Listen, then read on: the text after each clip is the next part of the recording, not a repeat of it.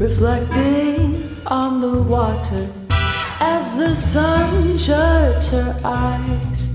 Don't know what you'll uncover.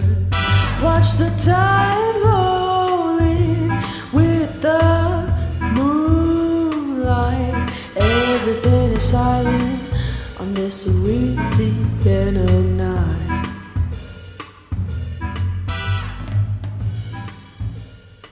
You are listening to Missing Magnolia. Scarlett and Michelle here. We are here to discuss the case of Tabitha Queen, a 29-year-old mother of three who was abducted from her home in May of 2021 from Bastrop, Louisiana. Here with us today, we have Tabitha's mother, Mary Lunford. Mary, thank you so much for being here and welcome to the show. Thank you. So to backpedal a little bit, Tabitha spoke with Mary, her mother, on Mother's Day, and she was last seen by her kids on May 10th and was reported missing from May 11th. There was a suspicious person as having taken her vehicle and left it in an unmarked area. The video surveillance was by a gas station. This person, this unidentified male who was seen driving her vehicle after she had disappeared, has been identified by the FBI, but this information has not been released to the public. An organized search was held in June. I believe a gun was found in 3 trash cans. It's now been over 8 months. The case has gone cold. The Bastrop police has been less than helpful. I'm sure Mary has her own opinions that she can share, but this case has not gotten nearly enough media attention. There's a missing mother of 3. Mary's life has been completely uprooted by this. She's had to relocate back to Louisiana. She's got 3 babies with her. On top of that, her daughter is missing. Yes, and I was hospitalized 3 times, like I've been died due to stress the first time. Then I came back to the hospital, my dad died. Oh my God. I'm so sorry. So sorry. This is prolonged grief and a whole lot of loss in a time with so much uncertainty. What keeps you going every day? How do you cope with something like this? It's hard, and I try to stay focused for the kids, but it's really hard for me. We was close. She called me every day. Can you tell us a little bit about Tabitha? What was her personality like? What kind of things did she love? She was a good person. She loved to travel. She was a good mother. She loved her kids. She loved her family. She was an upgoing person. She was a happy person. When did y'all realize that, okay, something is wrong? I realized something was wrong when she called me on Mother's Day. She was like, "Hi, Mom." I said, "Hi." I heard 2 men in the background. I said, "What's going on?" I said, "Who is that in the background?" Sound like the men was arguing. So I said, "What's going on?" She said, "Mom, I got to go." She said, "Happy Mother's Day." I said, "Same to you." I said, "Where you going?" I said, "Talk to me." And she said, "Mom, I got to go." And I said, "Let me call this phone back." After 5 minutes, I called back. And no answer. Her phone just rung. So after that, when I kept calling for 3 days, it rang, go to voicemail. So it stopped ringing and went to voicemail, and it completely was off. So I said, something going on here, and I told my sister. And she said, call the police department. So I texted her. I said, I'm going to call the police, little girl, if you don't answer this phone. When I say that, she'll call me back. "Man, don't call the police. I'm right here." After she didn't respond to that text, I knew something was wrong. And I called down and I told them, I said, "Look," I said, "my daughter is missing." They said, "How do you know she's missing?" I said, "I know she's missing." I said, "She's not answering her phone." Next thing I know, her friend girl called me and said that she had the kids. The kids had been in the house 3 days by themselves with nothing to eat. So I said, "What you mean?" So I got on the road. I made it there. It was an 8-hour drive. I made it there fast. When I got there, I asked the kids, I said, "What's going on?" They said, "Well, no, 2 boys was using my mom's car, and one of them called my mama down the street and said that one of them brought the car back and there was blood in the back."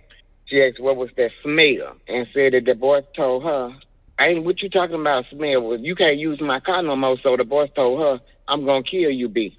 And said that somebody called her down the street and said when she went down the street, said the kids said she probably went to the store to get something to eat for them. She never made it back. And I asked the oldest daughter, which was 10, I said, "Why you didn't go to the neighbor house?" She said she was scared. She finally came out the house in 3 days and went to the neighbor house and told the neighbors, my mom hadn't came home yet. Can you call somebody? The neighbor called B on the phone. And I said, keep them there till I get there. Adults don't know what to do when someone goes missing. Surely kids don't. Right. A 1-year-old at the time, a 4-year-old at the time, and a 10-year-old child left in the house by themselves. And then when we got there, they kept screwing out the light bulbs up in the house while we was in the house. Every time we leave, we come back, the lights off. They were stalking us. We came back, they stole all the kids' clothes. They stole all her clothes. Left her shoes on the bed. That when we came back in town, I was back and forth. I was getting sick then and didn't know it. Left her when we came back out of town and came there. All her Jordans, she didn't wear nothing but Jordans. All her Jordans was on the bed with one bra. So people were in the house while y'all weren't home? Yes. Do y'all think this is the same people that were involved in her disappearance? I believe so. When we first got there, the kids was playing in the yard. My brother, my sister, all of us was in the yard. I was in the car, and the kids was playing, and the man told Alice, you looking for your mom? And she said, yes. She said, hurry up before she end up dead. Oh, my God. Yes, and peeled off. And we don't even know that man. I don't know how he looked at them because I was in the car when it happened.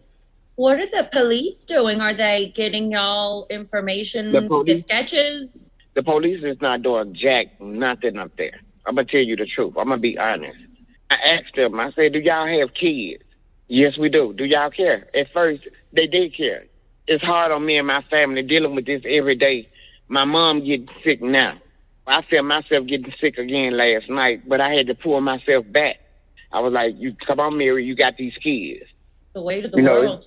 Yes, this has been really hard for us. When you went to law enforcement originally, did they open a missing persons case right away? No, they didn't. We was at the police station every day, all day for like 4 months. Months? 4 months. And they just now released the videos after 6 months. She's not in Amos. She's not on the nationwide missing person report or nothing. She would have never left these kids in the house by themselves. I can tell you that. Yeah, I mean, a long history of a good mom usually doesn't just abandon all 3 of her children. Then I'm getting calls. I got a call the other day saying that my daughter here is supposed to be got cut off, and all this. It's been a lot. So you're getting information and tips, it sounds like. I told law enforcement what they called and told me, and he was like, that's probably just rumors. You don't listen to that, probably just rumors. I don't care if it is rumors or whatever it's supposed to be. Go get that person and question that person. So they didn't take that report? No. I'm so sorry. They not doing nothing.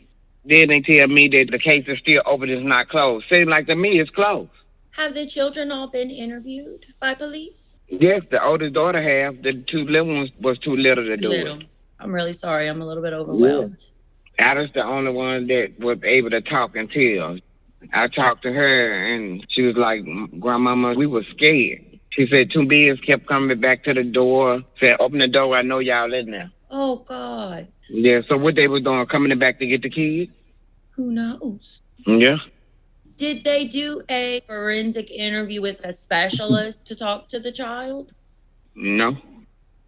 The police didn't even search her house. So no evidence to point to that Tabitha left on her own accord. And even from the press, the guy that was driving the car possibly wore gloves because they weren't able to lift any fingerprints, correct? But when they got out the car, they didn't have on no mask or gloves. Wow, it sounds like a lot of forensic evidence has been missed. Right. It's just due to time now. Even if a proper investigation is started today, there's been a loss of evidence. There's been a whole lot of loss of evidence. It's going to be 7 months on the 10th. My daughter been missing. It's been hard for me and these kids. Are you doing this all alone, Mary? Is it just you? No, it's me, my husband, my family. Everybody calling me through Facebook, the media, trying to help. Good. I'm glad you got some support. But it seems like the biggest roadblock is law enforcement's unwillingness to take this case seriously. Yes, that's what it seemed like to me. When I told law enforcement, I said, look, y'all need to check the wooded areas and all this stuff. People go missing all the time. People just run off. You wouldn't believe what they do. I said, what? I said, she gonna run off and leave her 3 babies in the house and run off with a man? I said, my daughter would never did that. And that's an incorrect statement. Yes, people go missing all the time, but 99% of the time they return really quickly. They do not stay missing. It's been terrible for us. Are y'all getting support from any organizations, any missing persons organizations? No, ma'am.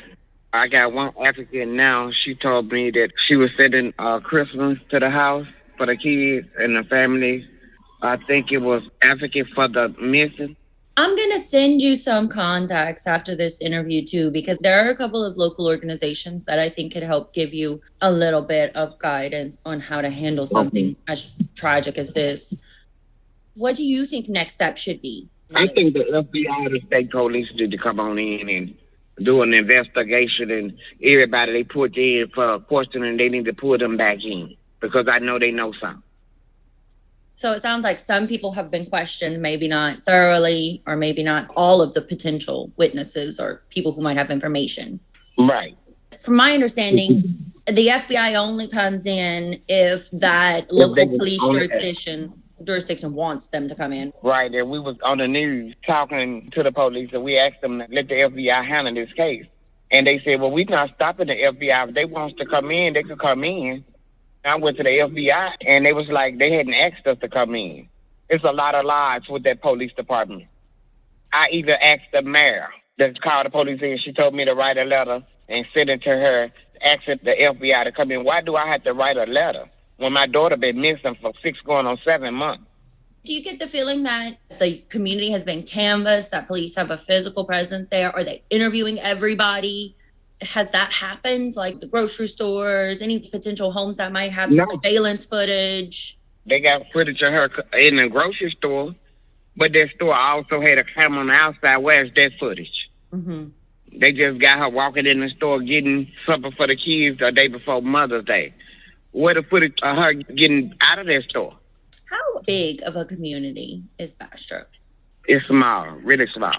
Probably about 5,000, 4,000 people. We've seen in the past smaller police agencies, they don't have the resources and they're not well trained with missing persons cases. Like 4 or 5 police officers, 1 detective. Yeah. I don't even think it's that many. Wow. So we've got a really small agency that definitely doesn't have the resources or the manpower for what is needed for an investigation like this.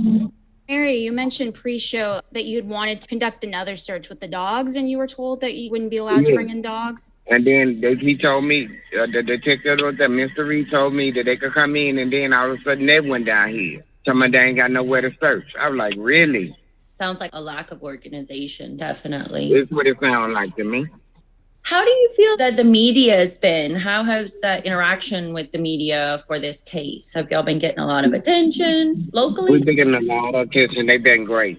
Have y'all been getting any national attention? No.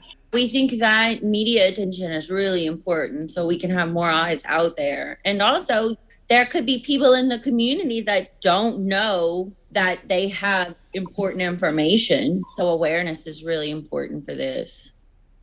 I wonder if it's possible that somebody's home surveillance system caught something along that road and they just don't know that they have that. I told them to go up and down the road. It's cameras up and down. People got cameras on their house. It's like a nursing home or a boarding home or something across the street from my daughter's house. They had camera footage that was pointing right at her house. They didn't go get that.